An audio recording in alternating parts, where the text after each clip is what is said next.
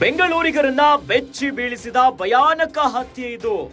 26 ವರ್ಷದ ಮಹಿಳೆಯ ದೇಹ ಫ್ರಿಡ್ಜ್ನಲ್ಲಿ ಪತ್ತೆಯಾಗಿದೆ. 30ಕ್ಕೂ ಹೆಚ್ಚು ಪೀಸ್ ಮಾಡಿ ಫ್ರಿಡ್ಜ್ನಲ್ಲಿಟ್ಟ ಹಂತಕ. ಕೆಲವು ದಿನಗಳ ಹಿಂದೆ ಕೊಲೆಯಾಗಿರುವಂತಹ ಬಗ್ಗೆ ಮಾಹಿತಿಗಳು ಲಭ್ಯವಾಗ್ತಾ ಇದೆ.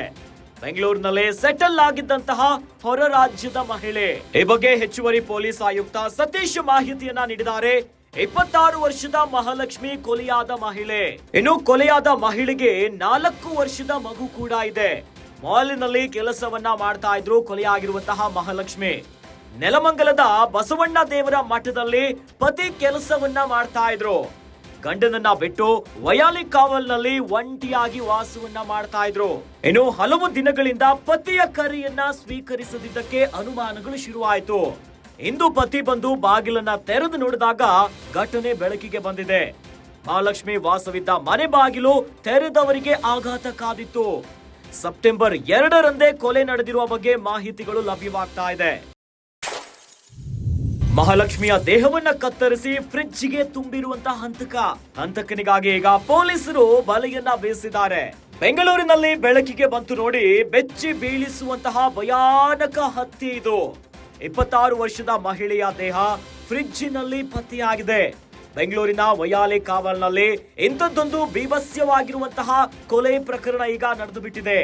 30ಕ್ಕೂ ಹೆಚ್ಚು ಪೀಸ್ ಮಾಡಿ ಫ್ರಿಡ್ಜ್ನಲ್ಲಿ ಹಂತಕ ಮೃತ ಮಹಾಲಕ್ಷ್ಮಿಯ ದೇಹವನ್ನ ಇಟ್ಟಿದ್ದ.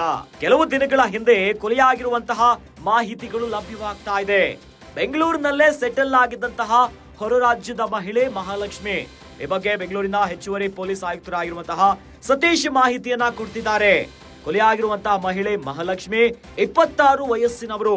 ಇನ್ನು ಕೊಲೆಯಾದ ಮಹಿಳೆಗೆ 4 ವರ್ಷದ ಮಗು ಕೂಡ ಇದೆ. ಮಾಲಿನಲ್ಲಿ ಕೆಲಸವನ್ನ ಮಾಡ್ತಾ ಇದ್ರು ಮಹಾಲಕ್ಷ್ಮಿ. ಆದ್ರೆ ಗಂಡನನ್ನ ಬಿಟ್ಟು ವಯಾಲಿ ಕಾವಲ್ನಲ್ಲಿ ಒಂಟಿಯಾಗಿ ವಾಸವನ್ನ ಮಾಡ್ತಾ ಇದ್ರು. ಇನ್ನು ಮೃತ ಮಹಾಲಕ್ಷ್ಮಿಯ ಪತಿ ನೆಲಮಂಗಲದ ಬಸವಣ್ಣ ದೇವರ ಮಠದಲ್ಲಿ ಕೆಲಸವನ್ನ ಮಾಡ್ತಾ ಇದ್ರು. ಆದ್ರೆ ಹಲವು ದಿನಗಳಿಂದ ಪತಿ ಕರೆಯನ್ನ ಮಾಡ್ತಾ ಇದ್ರೆ ಮಹಾಲಕ್ಷ್ಮಿ ಕರೆಯನ್ನ ಸ್ವೀಕರಿಸ್ತಾ ಇರಲಿಲ್ಲ. ಹೀಗಾಗಿ ಅನುಮಾನಗಳು ಶುರುವಾಯಿತು. ಹೀಗಾಗಿನೇ ಪತಿ ಬೆಂಗಳೂರಿಗೆ ಬಂದು ಮನೆಯ ಬಾಗಿಲನ್ನ ತೆರೆದು ನೋಡಿದಾಗ ಶಾಕ್ ಕಾದಿತ್ತು. ಮಹಾಲಕ್ಷ್ಮಿ ವಾಸವಿದ್ದಂತ ಮನೆ ಬಾಗಿಲು ತೆರೆದಾಗ ಆಘಾತನೆ ಎದುರಾಗಿಬಿಟ್ಟಿದೆ. ಫ್ರಿಡ್ಜ್ನಲ್ಲಿ ಬಾಡಿಯನ್ನ ಪೀಸ್ ಮಾಡಿ ಕೊಲೆ ಮಾಡಲಾಗಿದೆ. ಇನ್ನು ಸೆಪ್ಟೆಂಬರ್ 2ರಂದೇ ಕೊಲೆ ನಡೆದಿರುವಂತಹ ಬಗ್ಗೆ ಮಾಹಿತಿಗಳು ಲಭ್ಯವಾಗ್ತಾ ಇದೆ. ದೇಹವನ್ನ ಕತ್ತರಿಸಿ ಫ್ರಿಡ್ಜ್ಗೆ ತುಂಬಿದಾನೆ ಹಂತಕ. ಈಗ ಕೊಲೆ ಪ್ರಕರಣವನ್ನ ಕೈಗೆತ್ತಿಕೊಂಡಿರುವಂತಹ ಪೊಲೀಸರು ಹಂತಕನಿಗಾಗಿ ಬಲೆ ಬೀಸಿದ್ದಾರೆ. ಬರೋಳು ನಾಯಿ ಅಟ್ಯಾಕ್ ಮಾಡಕ್ ಬರೋದು, ಸ್ವಲ್ಪ ನಾಯಿ ನೋಡ್ಕೊಂತ ಹೇಳವಳು. ನಾಯಿ ನೋಡ್ಕೊಂತ ಇದ್ವಿ. ಆಮೇಲೆ ಅದಾದ್ಮೇಲೆ ಅವಳೆ ಫ್ರೆಂಡ್ ಆಗ್ಬಿಟ್ಟು ಒಬ್ಬಂಟಿಗೆ ಇದ್ದಿದ್ದು. ಸ್ವಲ್ಪ ದಿವಸ ಅವ್ರ ಅಣ್ಣ ಇದ್ರು ಜೊತೆಗೆ. ಇವತ್ತೇ ಗೊತ್ತಾಗಿದ್ದು ಮದ್ವೆ ಆಗಿದೆ ಅಂತ. ಮದ್ವೆ ಆಗಿರೋದು ಇವತ್ತೇ ಗೊತ್ತಾಗಿದ್ದು. 3 ಗಂಟೆ ಮಂತ್ರಿ ಮಾಲು ಬಿಗ್ ಬಜಾರ್ ಗೊತ್ತಿಲ್ಲ. ಬಂದ ಒಂದು 5 ತಿಂಗಳಾಯ್ತು ಅಷ್ಟೇ. ಯಾರಿಲ್ಲ. ಅವಳೊಬ್ಳೆ ಬರೋಳು. 10ವರೆಗೆ ಬರೋಳು, ಬೆಳಗ್ಗೆ 9ವರೆಗೆ ಹೋಗೋಳು. ಈಗ ಇದೆ ಅಂತ ಹೇಳ್ತಾವ್ರೆ. ಯಾರೋ ಜೊತೆಲಿ ಯಾರಿಲ್ಲ, ಒಬ್ಳೆ ಇದ್ದಿದ್ದು. ಏನೋ ಜಾಸ್ತಿ ಅಷ್ಟೇನು ಮಾತಾಡ್ತಾ ಇರ್ಲಿಲ್ಲ. ಮಂತ್ರಿ ಮಾಲ್ ಅನ್ಸುತ್ತೆ. ಅದೆಲ್ಲ ನಾವು ನೋಡಿಲ್ಲ ಸರ್. ಈಗ ಅವರು ವಾಸನೆ ಬರ್ತಾ ಇದೆ ಅಂದ್ಬಿಟ್ಟು ನೋಡಕ್ ಬಂದ್ರು ಅವ್ರ ಅಮ್ಮನೂ ತಂಗಿ. ಅವಾಗ ಬಾಗ್ಲು ತೆಗ್ದಾಗ ಫ್ರಿಡ್ಜ್ ತೆಗೆದ್ಬಿಟ್ಟು ಕಿರ್ಚಿದ್ರು. ಏನು ಅಂತ ನೋಡಿದ್ರೆ ಪೀಸ್ ಆಗ್ಬಿಟ್ಟಿದೆ ಬಾಡಿ ಅಂತ ಹೇಳಿದ್ರು. ಫ್ರಿಡ್ಜ್ ಒಳಗಡೆ ಏನು ಹೇಳಿಲ್ಲ. ಯಾರ ಹತ್ರನೂ ಮಾತಾಡ್ತಾ ಇರ್ಲಿಲ್ಲ ಅವಳು. ಎದುರುಗಡೆ ಮನೆಯವ್ರ ಹತ್ರ ಅವ್ರವ್ರು ಒಂದೇ ಕ್ಯಾಸ್ಟ್. ಅವಾಗ ಮಾತಾಡ್ಕೊಳ್ಳೋರು.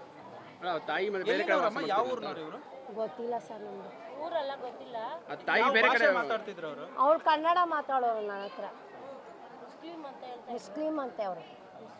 ಅದನ್ನು ನಮ್ಗೆ ಗೊತ್ತಿಲ್ಲ. ಕನ್ನಡನೇ ಮಾತಾಡೋಳು ಅವಳು.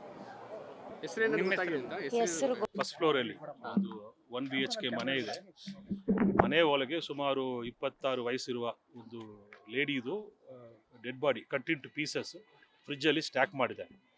ಸೊ ಪ್ರಥಮವಾಗಿ ನೋಡಿದರೆ ಇದು ಆಲ್ಮೋಸ್ಟ್ ಒಂದು ಇವತ್ತು ಆದದಲ್ಲ, ಒಂದು 4-5 ದಿವಸ ಹಿಂದೆನೇ ಆಗಿರ್ಬೋದು.